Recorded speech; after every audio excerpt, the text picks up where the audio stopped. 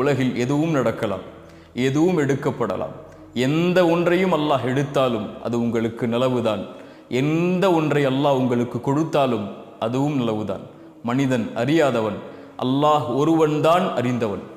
நோயில் சோதிக்கப்படுகிறீர்களா? பொறுமையோடு இருங்கள். செல்வத்தை எடுத்து அல்லாஹ் சோதிக்கிறானா? பொறுமையோடு இருங்கள். அல்லாஹ் உயிர்களை பறித்து நீங்கள் விரும்பக்கூடிய நேசிக்கக்கூடியவர்கள் எல்லாம் மரணிக்கிறார்களா? பொறுமையோடு இருங்கள். அல்லாஹ் உங்களை கண்ணியத்தில் சோதிக்கிறானா?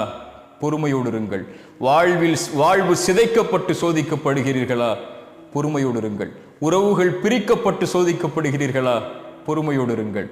அல்லாஹ் உங்களை மட்டும் அப்படி சோதிக்கவில்லை. அல்லாஹ் அவனால் தேர்ந்தெடுக்கப்பட்ட நபிமார்களையே நோயால், உறவுகளை பிரித்து, சிரமத்தால், செல்வத்தை கொண்டு உயிர்கள் பிரிக்கப்பட்டு அல்லாஹ் சோதித்திருக்கிறான். குழந்தைகள் இல்லாமல் அல்லாஹ் சோதித்திருக்கிறான். குழந்தைகள் இல்லையா உங்களுடைய வாழ்வில்? பொறுமையோடு இருங்கள். வபஷ்ஷிரி ஸாபிரீன், பொறுமையை கடைபிடியுங்கள். இப்படி எந்த வழியில் மரணம் வரை உங்களை அல்லாஹ் சோதித்தாலும் பொறுமையை கடைபிடித்தால் வபஷ்ஷிரி ஸாபிரீன், அந்த பொறுமையாளர்களுக்கு நற்செய்தி சொல்லுங்கள். என்ன நற்செய்தி? வல்லாஹு யுஹிப்பு ஸாபிரீன், வல்லாஹு யுஹிப்பு ஸாபிரீன். அந்த பொறுமையாளர்களை அல்லாஹ் நேசிக்கிறான். அல்லாஹ் உங்களை நேசித்தால் இன்னல்லாஹ மஅஸ் ஸாபிரீன், அல்லாஹ் உங்களோடு தான் இருக்கிறான். அஸ்ஸலாமு அலைக்கும் வரஹ்மத்துல்லாஹி வபரகாத்துஹு.